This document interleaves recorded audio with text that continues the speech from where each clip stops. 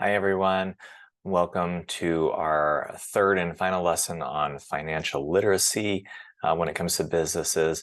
This one, we're going to be talking about business risks. So let's get the screen shared here.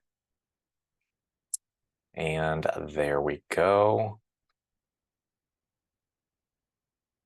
So, all right. So business risks. We're going to look at some risks as well as some the types of risks and the case studies. So what are business risks? Well, business risks are the uncertainties that can have a negative impact on the success, the profitability, or the sustainability of a business. This is anything that inhibits or prevents a company from making profit is considered a business risk. Now, there are 5 types of business risks. There's financial, operational, strategic, legal, and reputational. And so we're going to take a look at each one of these individually, starting with financial risks. These are risks related to the availability and management of financial resources, such as cash flow issues, inability to secure funding, or economic downturns. Some examples when it comes to financial risks.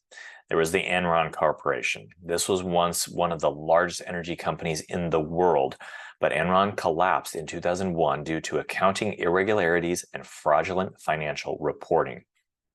The case demonstrated the risks of unethical practices, poor corporate governance, and misleading financial disclosures. Then, of course, there were the bankruptcies of various retail giants. Several prominent retail companies such as Toys R Us, Sears, and Blockbuster, they have faced financial distress and they filed for bankruptcy. Some of the factors contributing to their financial risks included increased competition, changing consumer preferences, high debt levels, and the failure to adapt to e-commerce and digital disruption. Next are operational risks. These are risks associated with the day-to-day operations of the business, such as supply chain disruptions, technology failures, or employee errors. Some examples are talking about Target and the data breach. In 2013, Target experienced a significant data breach that exposed the personal and financial information of millions of customers due to malware that was installed on the company's point-of-sale systems, compromising credit and debit card data. This operational risk led to several issues, including financial, reputational, and legal. The company also had to invest more money in cybersecurity protections. Then there was an incident with Volkswagen and an emissions scandal. In 2015, Volkswagen was involved in a scandal where it was revealed that the company had manipulated emissions tests on their diesel vehicles. This operational risk had severe consequences, including massive fines, legal settlements, decreased sales, and a damaged reputation for the company. Next, strategic risks. These are risks that arise from the business's strategic decisions or actions, such as entering new markets, introducing new products, or relying heavily on a single customer. Blockbuster is probably one of the biggest ones. It was a leading video rental company with a vast network of brick and mortar stores. But they failed to recognize the growing popularity of online streaming services like Netflix and the shift in consumer preferences toward digital content. Blockbuster's lack of investment in digital technologies and failure to adapt their business model led to a strategic risk, ultimately resulting in their decline and bankruptcy. Then there was BlackBerry, which was a leading player in the smartphone market. It was known for its secure messaging and email capabilities, but it failed to keep pace with the consumer demands and the popularity of touchscreen smartphones. Its limited app ecosystem, lack of innovation, and failure to adapt to changing consumer preferences resulted in a decline in market share and a loss of competitive advantage. Next are legal and compliance risks. These are risks related to legal and regulatory requirements, such as lawsuits, non-compliance with industry regulations, or intellectual property infringements. Some examples are talking about Facebook and their data privacy breaches. Facebook faced, no pun intended, multiple legal and compliance challenges related to data privacy breaches and mishandling of user data. The Cambridge Analytica scandal, where personal data and millions of Facebook users was harvested without proper consent, resulted in investigations, fines, and increased scrutiny of the company's data practices. And of course, it underscores the importance of protecting user privacy and complying with data protection laws. Then there was an issue with Uber and their regulatory challenges. Uber faced legal and compliance challenges in various countries and cities due to regulatory disputes over classification of drivers as independent contractors, insurance requirements, and licensing regulations. The company has encountered bans, fines, and protests from taxi unions and traditional transportation providers. It exemplifies the need for businesses to navigate complex regulatory environments and comply with local laws and regulations. Finally, there's reputational risks. These are risks that can damage the business's reputation, such as negative publicity, customer complaints, or social media backlash.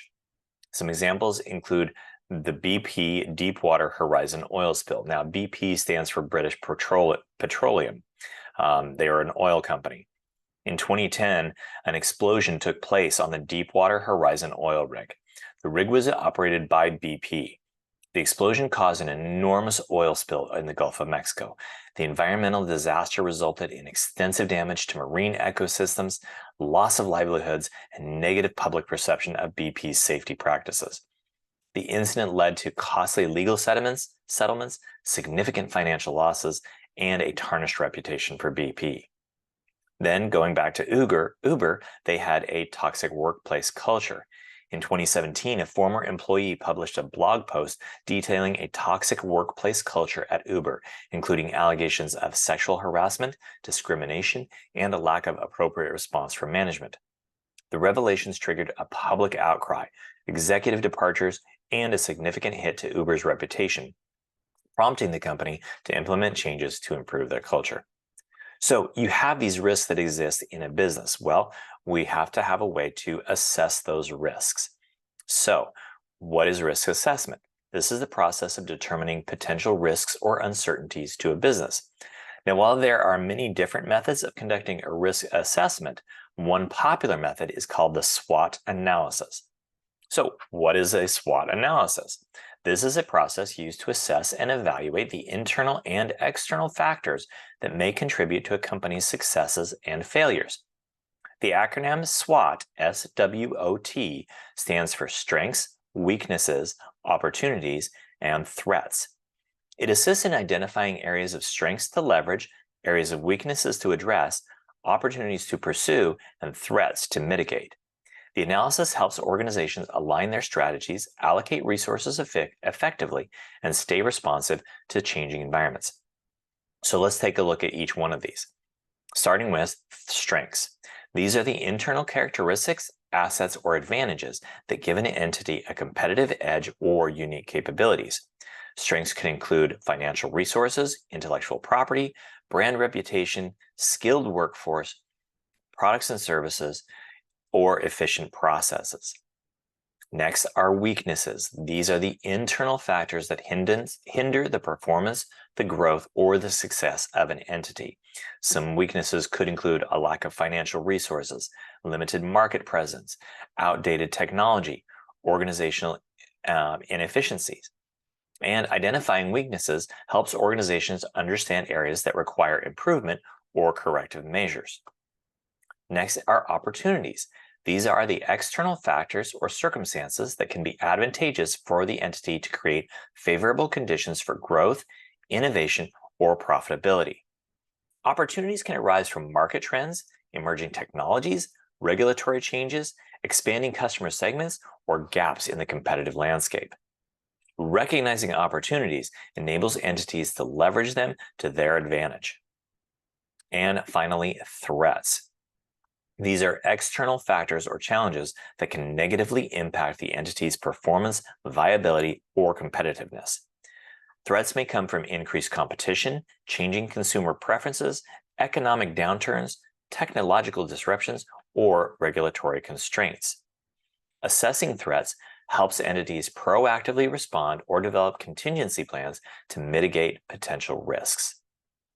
All right, so that is our lesson on managing risks. It's our third in our series on financial literacy.